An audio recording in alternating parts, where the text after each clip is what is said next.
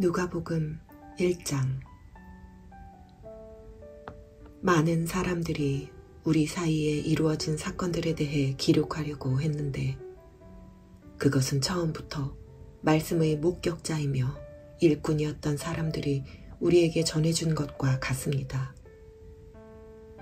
존경하는 데오빌로님, 제 자신도 그 모든 사건을 처음부터 면밀히 조사해 당신을 위해 순서대로 써보내는 것이 좋겠다는 생각이 들었습니다. 이는 당신이 전에 배우신 것이 틀림없는 사실임을 아시도록 하기 위해서입니다. 유대 헤롯 왕 때 사가랴라는 제사장이 있었는데 그는 아비야 계열에 소속된 사람이었습니다. 그 아내 또한 아론의 자손이었는데 그녀의 이름은 엘리사벳이었습니다. 둘 다 하나님 보시기에 의로운 사람들이어서 주의 모든 계명과 규율을 흠잡을 데 없이 잘 지켰습니다. 그런데 이들에게는 자식이 없었습니다. 엘리사벳이 아기를 가질 수 없는 몸이었고 둘 다 이미 나이가 많았기 때문입니다.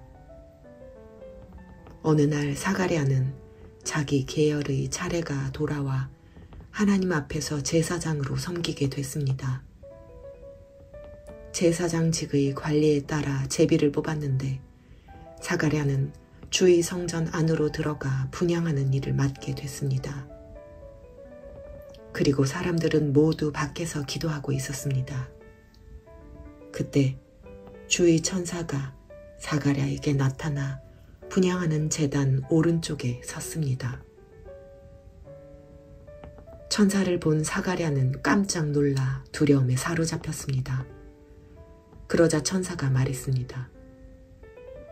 두려워하지 마라, 사가랴야.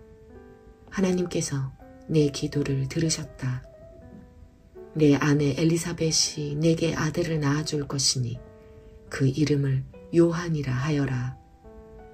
그 아이는 내게 기쁨과 즐거움이 될 것이며 많은 사람이 그가 태어난 것을 기뻐할 것이다. 그는 주께서 보시기에 위대한 사람이 될 것이기 때문이다. 또 그 아이는 포도주나 독한 술을 마시지 않을 것이고 모태에서부터 성령으로 충만할 것이며 이스라엘의 많은 백성들을 그들의 주 하나님께 돌아오게 할 것이다. 그는 엘리야의 심령과 능력으로 주보다 먼저 와서 아버지들의 마음을 그 자녀들에게로 순종치 않는 자들을 의인의 지혜로 돌아서게 할 것이다. 그래서 주를 위해 예비된 백성들을 준비할 것이다. 사가랴가 천사에게 물었습니다. 제가 어떻게 이 말을 확신하겠습니까? 나는 늙었고 내 아내도 나이가 많습니다. 천사가 대답했습니다. 나는 하나님 앞에 서 있는 가브리엘이다. 나는 이 좋은 소식을 내게 말하라고 보내심을 받았다. 보아라, 너는 벙어리가 돼서 이 일이 일어날 그날까지 말을 하지 못할 것이다. 그때에 다 이루어질 내 말들을 내가 믿지 않았기 때문이다. 한편 사람들은 사가랴를 기다리고 있었는데 그가 성전 안에서 너무 오래 지체함으로 이상하게 여겼습니다.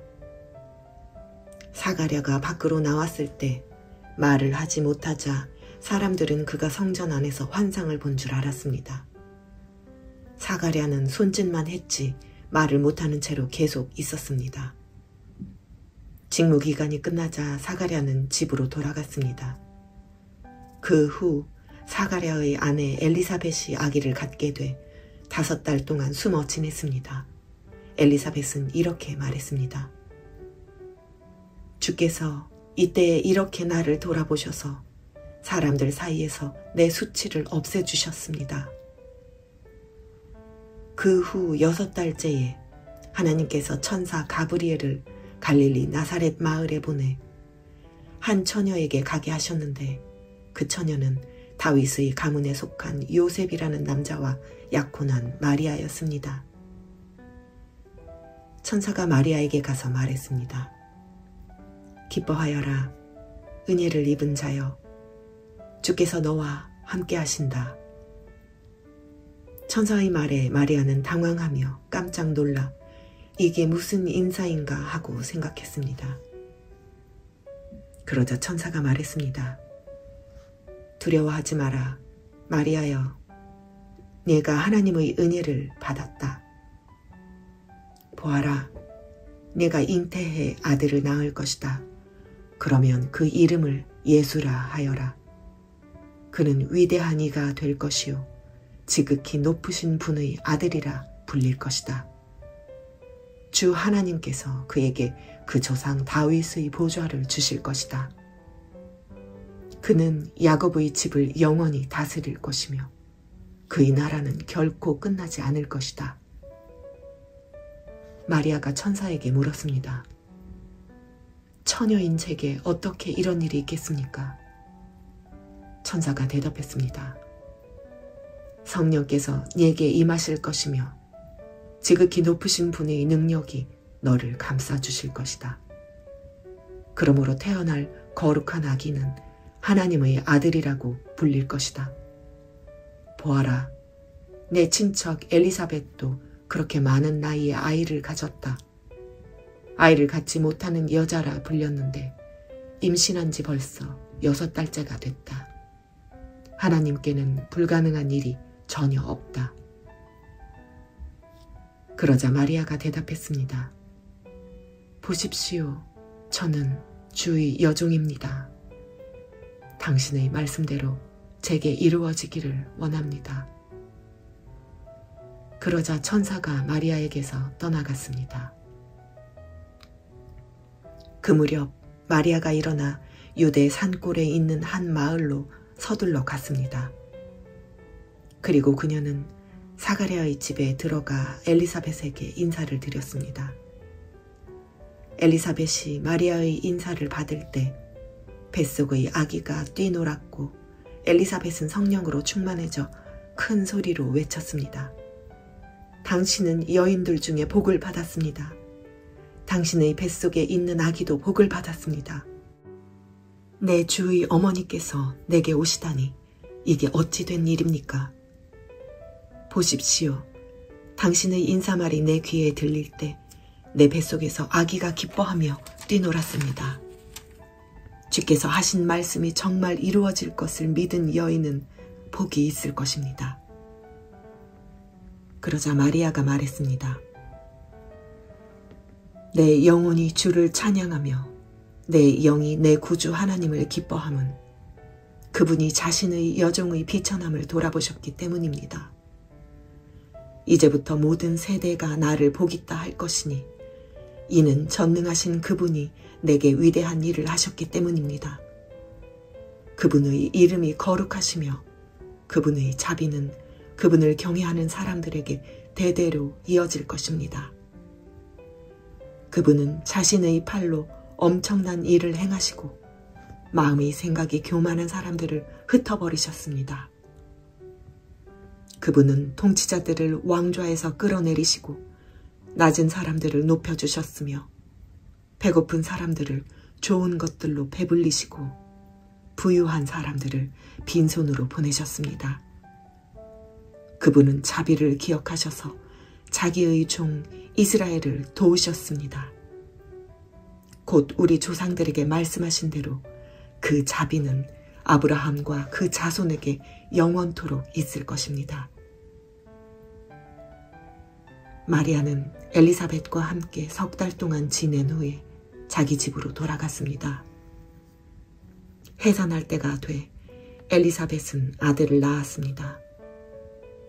이웃 사람들과 친척들은 주께서 그녀에게 큰 자비를 베푸셨다는 것을 듣고 함께 기뻐해 주었습니다. 8일째 되는 날 그들이 아기에게 할례를 하려고 와서 아버지의 이름을 따라 그 아이의 이름을 사가랴로 지으려 했습니다. 그때 아기의 어머니가 대답했습니다. 안 됩니다. 이 아이는 요한이라고 불러야 합니다. 그러자 사람들이 엘리사벳에게 말했습니다. 당신 친척 중에는 그런 이름을 가진 사람이 하나도 없습니다. 그러고는 그 아버지에게 아기의 이름을 무엇이라 할 것인지 손짓으로 물었습니다. 사가랴는 서판을 달라고 하더니 아기의 이름을 요한이라고 했습니다.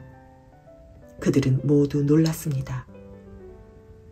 그러자 사가랴의 입이 곧 열리고 혀가 풀려 말하기 시작하면서 하나님을 찬양했습니다.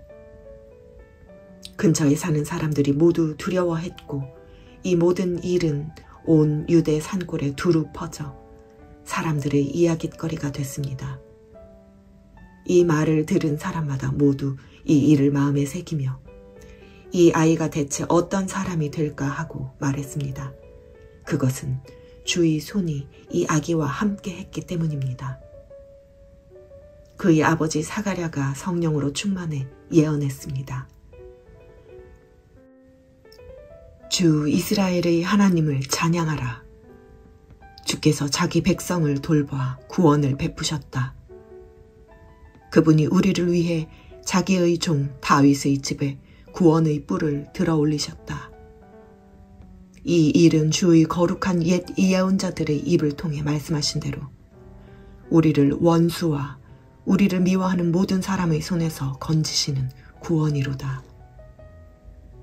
주께서 우리 조상에게 자비를 베푸셨고 자기의 거룩한 언약을 기억하셨다. 이 맹세는 우리 조상 아브라함에게 하신 것으로 우리를 원수들의 손에서 구출하사 두려움 없이 주를 섬겨 우리가 주 앞에서 평생토록 거룩하고 의롭게 살도록 하셨다.